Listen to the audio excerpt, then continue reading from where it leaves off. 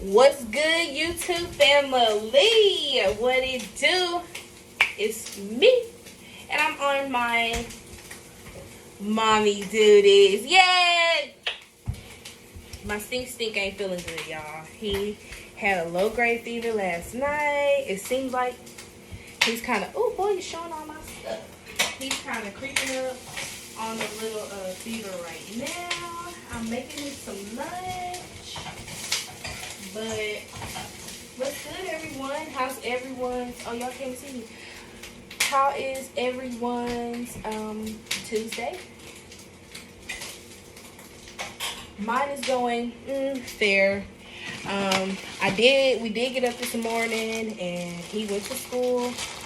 In about an hour or so after my husband dropped him off, the school called and was like, "Hey, kiddos had three bowel movements, kind of running, so we're gonna need you to pick him up." And I was like, "Great, just what I needed." But since we've been home, of course, he's acting fine. I mean, he kind of looks a little in the face, but he's drinking, eating, so that's all good things. But so I do have a question for all my mommies out there. How do y'all, so like my baby, the one I'm talking about, he is 3, and he goes to a developmental school because he was recently diagnosed with autism. And I just want to be honest with y'all. Oh, and he's nonverbal as well. So not only is he, on the spectrum, he's nonverbal, and so that has been very challenging. Because I know he wants to express verbally, but I think he just can't get those words scrambled in his mind correctly to where they will come out of his mouth.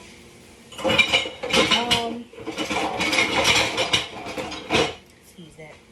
So if anybody have any mommy tips on things I could do to maybe encourage some type of communication. I have tried sign language, but sign language, he is just not, he don't be having that, y'all. I be trying so hard to get my little boo-boo to do a little sign language, and he be looking at me crazy. But I don't know. I need some help. Some days are hard. I'm not even gonna lie. Some days are really, really hard.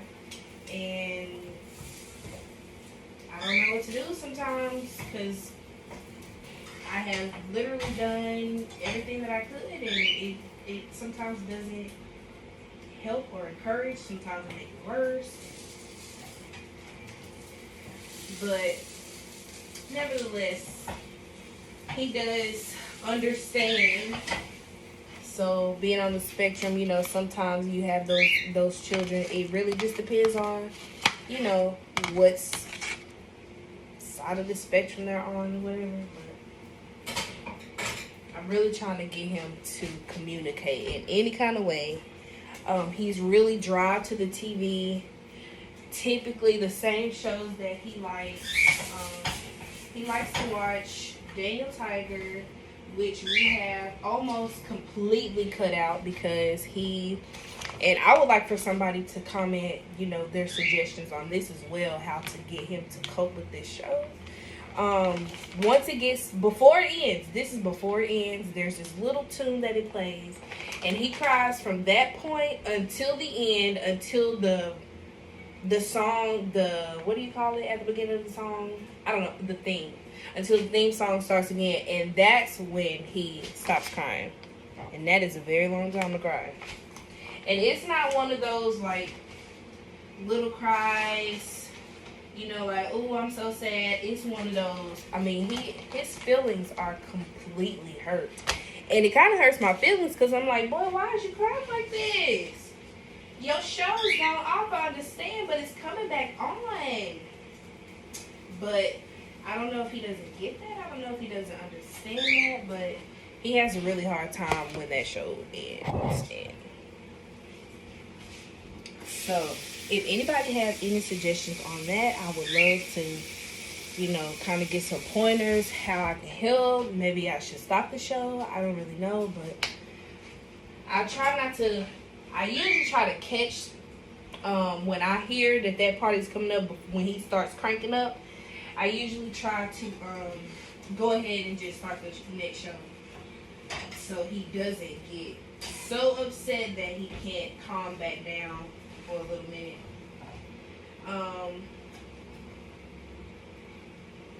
I mean, I just need suggestions, mommies out there. I really do need some suggestions. I really do. Because the older he's getting, he's starting to be a little bit more honoring. He does know he doesn't have any like behavioral issues or anything like that. He just literally cannot communicate in any way. Other than screaming, oh my gosh, how could I forget that? He is a screamer. So, part A. If you got some tips on encouraging the not stopping, the screaming, it's not a scream where he's like upset or frustrated. It's a excited scream. I'm trying to explain something to you scream, but oh my God, y'all. And especially when he gives you a hug. I love his hugs oh so dearly. But baby, when he get the screaming in my ear,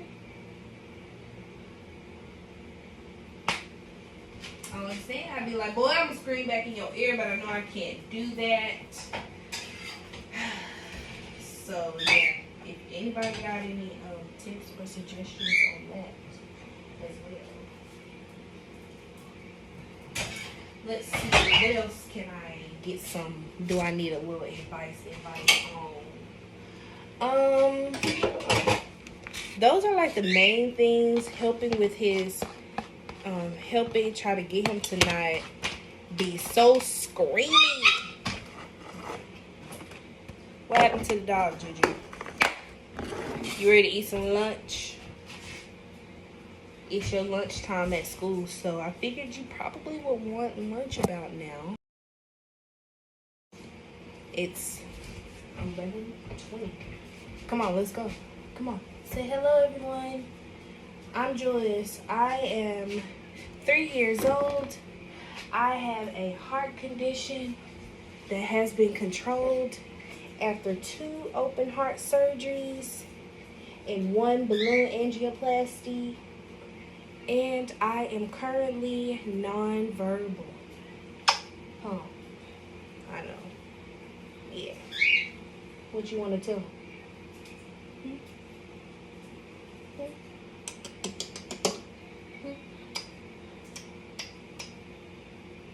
You ready to lay down?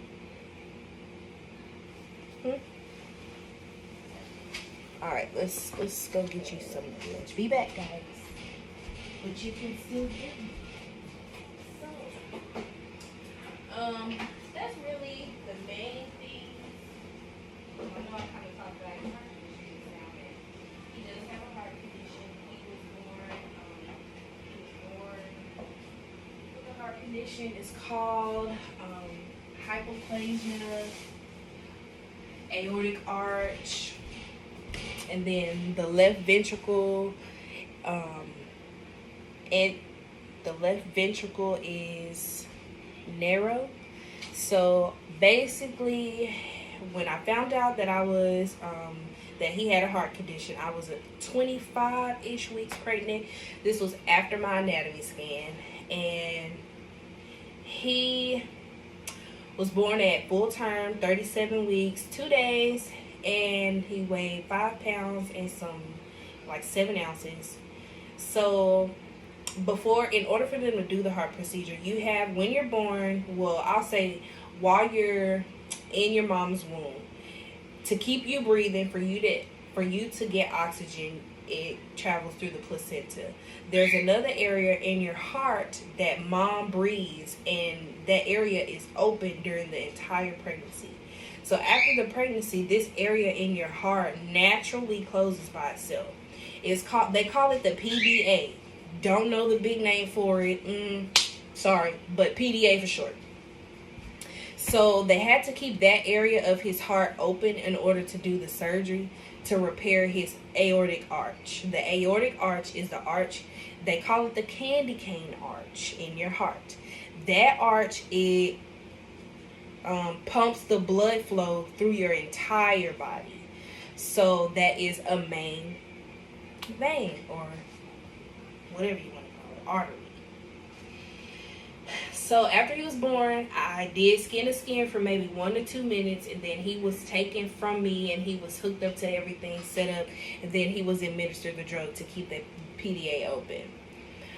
He then went to Children's Hospital here in Arkansas. They are the best. I worked for them for 5 years, and I'm so proud of that for my lifetime. But anywho, he was transferred there. My husband went with, and then he came back once he was set up in his room and everything like that.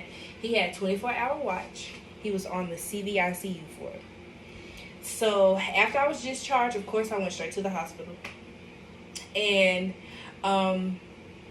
they were getting me prepared, like telling me, the cardiologist will be in, and they'll do an echo, see where we are, when we'll schedule surgery, all this good stuff. So Echo came in. He was about 3 days old at this point, and they were like, well, I think we better, basically they said we need to get this surgery like this week. That was on a Wednesday.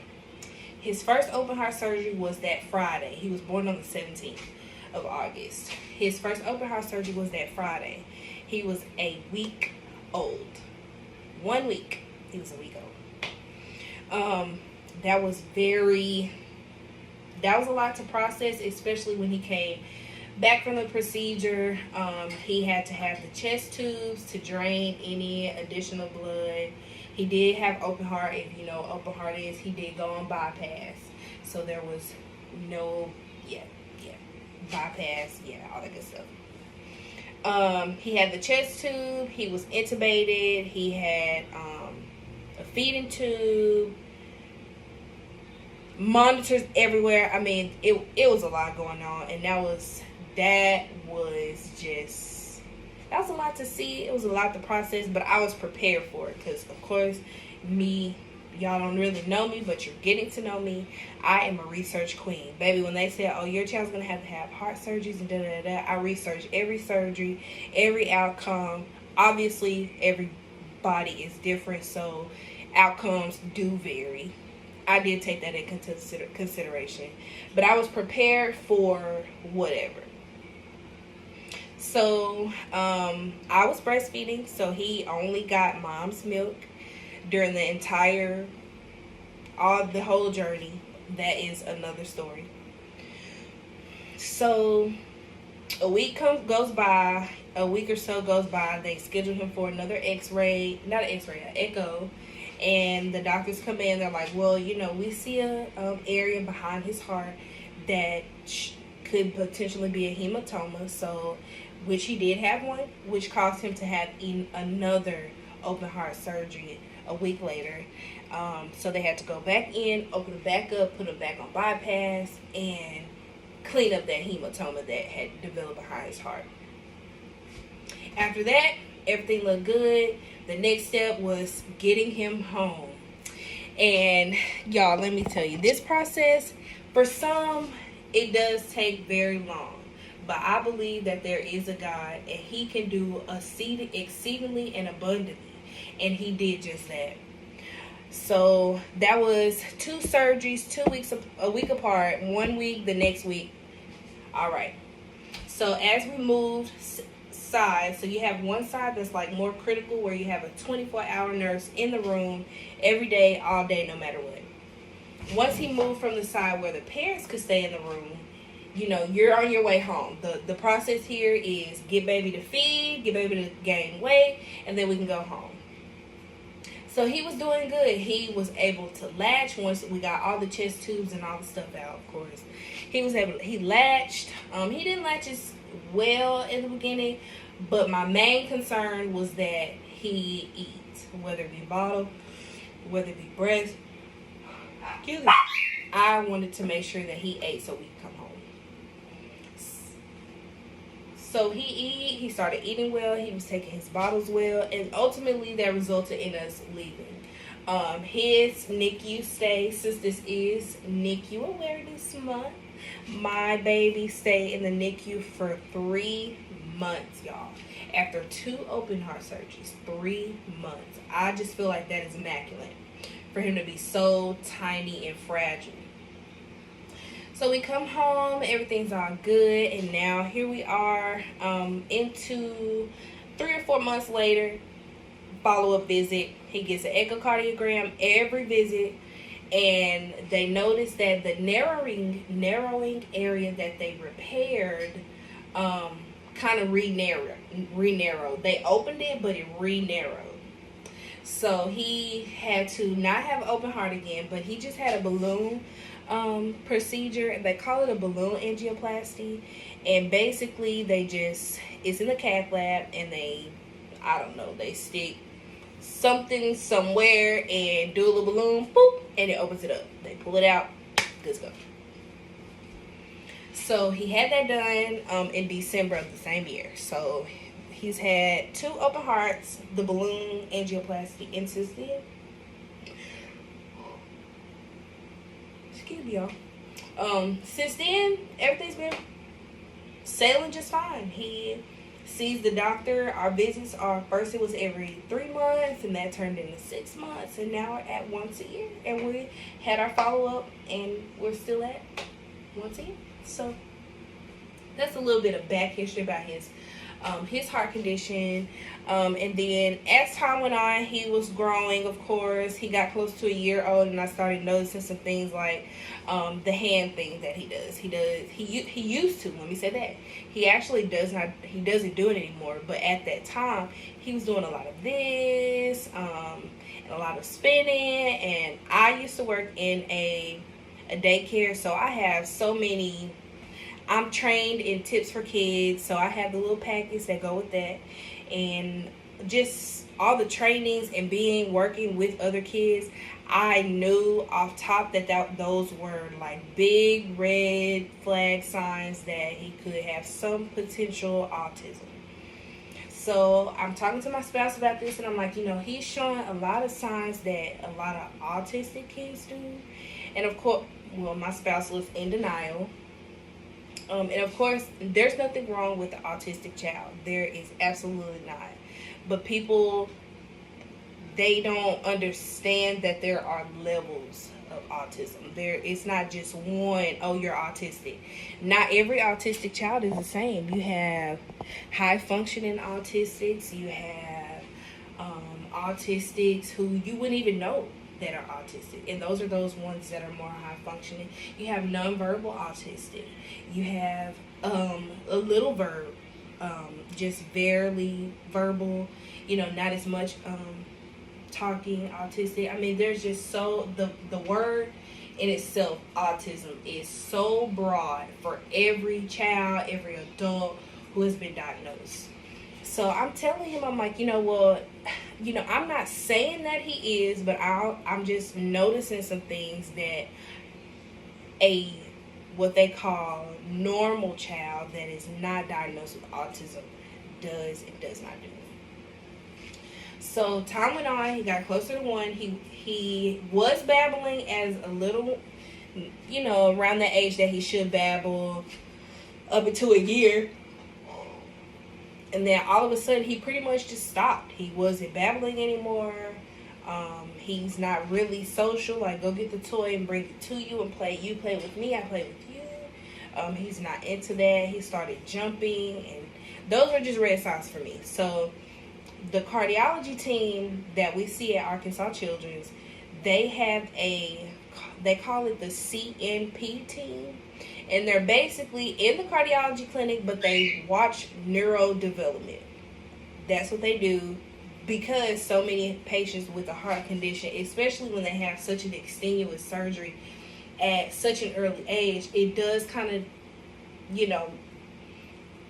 I'm not going to say mess with their brains, but I don't know what other way to say it, so I guess. It may slow their development. That's better. Slow their development. Good they can grow. So with that, they followed him pretty closely, and they were able to pick up on some of the things I was picking up on. So they're like, let's not jump to autism. Let's just call it a delay, Right now, we're just gonna call it, speech delay, development delay, things of that nature. So we're gonna refer him to therapies. So we get him in therapy. He saw speech, occupational, and he did not qualify for physical. So he's in these therapies, and over time, I'm like, okay. The therapists were like, well, have you thought about getting him tested for autism? And I'm like, well, it has come across my mind a few times. Me and my husband are still discussing, how we really want to proceed with this. And so after talking to that therapist, I was like, babe, it's I've mentioned it, and now the therapist that he's seeing, kind of seeing some of the same things that I've seen. So it doesn't hurt. It never hurts. And let me pause right there to be very clear. If you have a child and you feel like there is something that is not right, whether it be mentally, physically, whatever, go ask for help. Go seek help. Talk to your physicians. Whatever you need to do to help the child in whatever is going on or whatever you think might be going on. Because if you do not, you don't know how the outcome will be for the child. And it's all about the child. At the end of the day, it's all about the child. So I'm like, babe, let's just schedule an appointment, get him seen, So the cardiology ladies that he sees for CNP, they're so wonderful. They set up pretty much everything from, excuse my dogs, from what that he had to do, like another speech evaluation with this department to get him into the Dennis Developmental Center for him to actually see a psychiatrist to be diagnosed with, if that was the case. So we go to them, and they're like, yeah, he does have some borderline autism things, but that sometimes that's common with our babies who had continuous heart surgeries. So I'm like, okay. So we do that. Then the next step is to go to the Dennis Developmental Center. Now, everybody that I know, I have some friends who have, I have a friend who her child is autistic. So she's like, girl, it took me a year to get in before, to get her diagnosed. And I was like, oh my gosh. So I'm prepared for this, big, long gap of not knowing, what could be going on with my child, why he's not talking, why he's not really, social with us, want to interact with me and my husband and other family members. So we get that appointment, and the lady calls me like 2 months later. She's like, okay, this is such and such from Dennis Developmental Center. I'm calling to get you scheduled for an evaluation. I'm like, oh, okay, I didn't think I'd be getting a call this soon. Sure enough, his appointment was literally 3 weeks from that phone call. It wasn't even 4 months. Not even 4 months. Because that's how God operates. So we get there, and the doctors, there's like 3 doctors in the room, a speech therapist, and a nurse, and they're all in the room, and they're asking all these questions, and they're watching him, and they're asking more questions, and they're watching him, and then they're pulling him out of the room to see what he does when we're not around, and more questions, and ultimately he was diagnosed with being on the autism spectrum.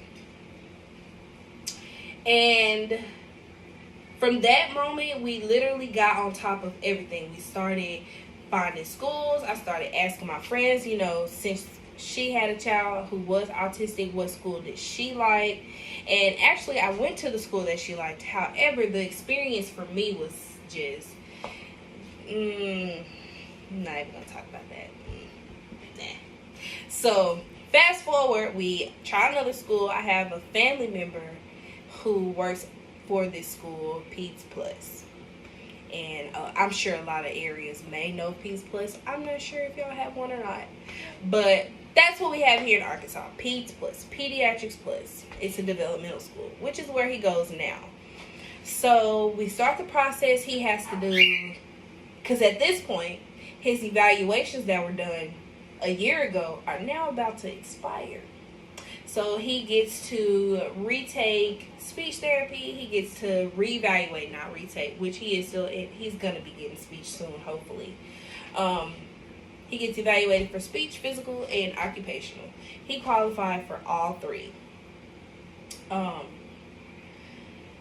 So here we are, fast forward. It took a while to go through that process, pretty much the whole summer. I mean, from 1 month he had a speech eval, the next month it was occupational, the next month it was physical, and then he has to do this developmental evaluation for the Department of Human Services. So we get all of those ducks in a row, everything's all good, and then I'm like, ooh, school's getting ready to start at this point. It's July. And I'm like, my baby hasn't got in yet, but I have this high hope that he's going to be able to start when school starts. So I get the call, like, a week before school starts. And she's like, hello, is this Julius Walker's mom? And I'm like, yes. And she's like, well, we have a start date, and it's going to be August 15th. And I immediately bust out in tears. Y'all, I don't know why I was crying. I really don't know why I was crying, but I was just crying because he's 3 now, and he's never been in school. He's always been at home with me or dad or my husband's godmom. And so this is a change. This is not only a change for me, it's a change for him, it's a change for dad, and it's a change for baby brother. So I still don't know why I was crying. I don't know. Maybe I was just overwhelmed at the moment. I don't even know. I can't even think of any logical reasons why I was crying besides I'm an emotional person and I cry about the little things. So he starts school, first day of school. I did not cry. I did not. So leave that. I did not cry. I did not even call the school the whole day.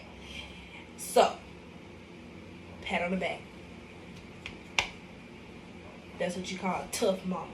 But anywho, so here we are till today, and I mean, he hasn't started speech therapy yet, but he is doing physical, and he hasn't started occupational because there's not a spot for him yet.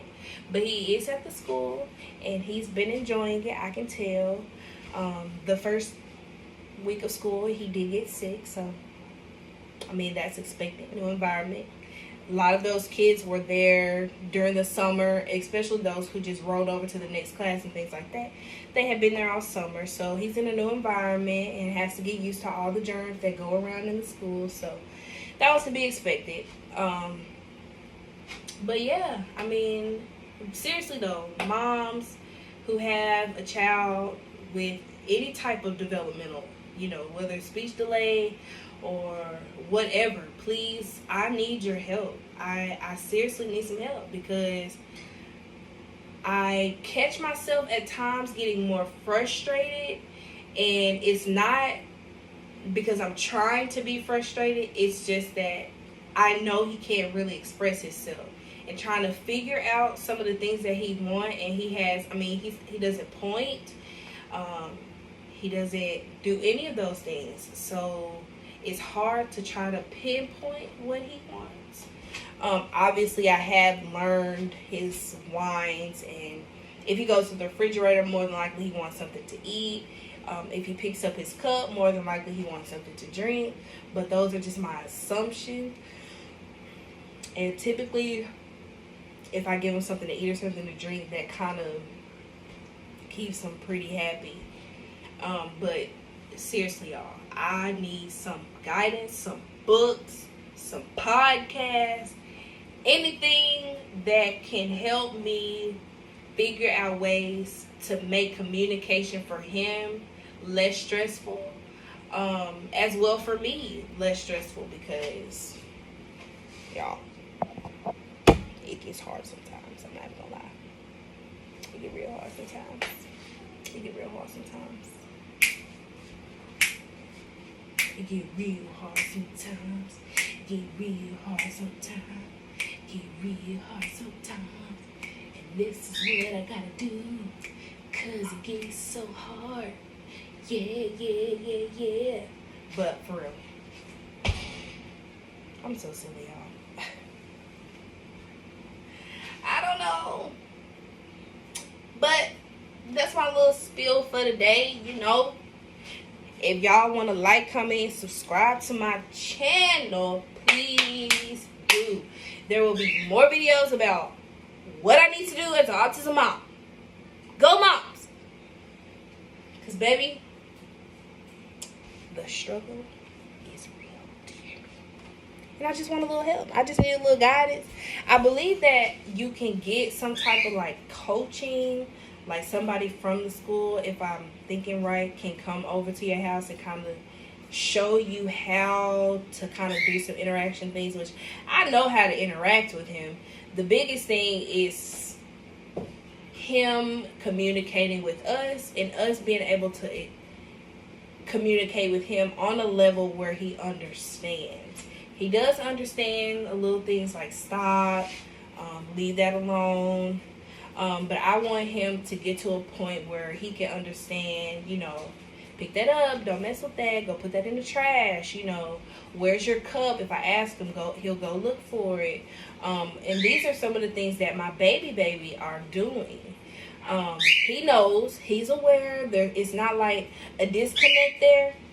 A lot of it, I think he just chooses not to because he knows he doesn't have to, because now that he's 3, we've pretty much done everything. So I do fault myself because the TV has been, you know, our best friend. Otherwise, we will go with that. And I forgot something. Can I also get some guidance, some comments, something on what I can get or buy for him to constantly chew on that he will like? I bought these little autism necklace things that has a little chewy part on the bottom. Baby, he do not, he won't keep up with it long enough to chew on it. He, I think it's probably a nerve condition. I don't know. I'm not a doctor. I'm not no nurse. But I have done some research, and he chews on literally anything, everything, whether it's paper, towels, shoes, socks, tissue,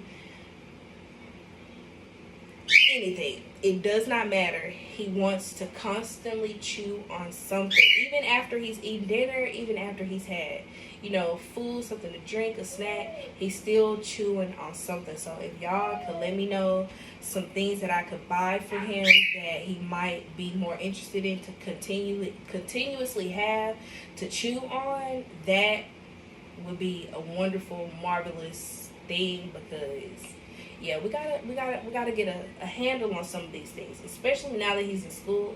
And I know that he does put a lot of stuff in his mouth. More than likely, there was another kid who put that in his mouth, and then he's putting it in his mouth before the teacher even sees that both of the kids are sharing the same toy. And that's expected. I'm not gonna fault the teacher, you know, because that's what some kids do. But he does it a little bit more than, you know, your typical average. But yep, I guess that's my little get to know my boo, my baby boy. He not the baby, but he is my baby boy. That's a little get to know his life, my life, a little taste. But please, y'all, I'm serious. Please leave me some comments. Moms, I know y'all are out there. Mommies, do y'all hear me? I know y'all are out there, and this mommy needs a little bit of help, for real. I really do. For real, okay? But I gotta get the kid out of the high chair. He is done with his lunch, and he is ready to get out. I can see him peeping out of the high chair. So y'all have a good day.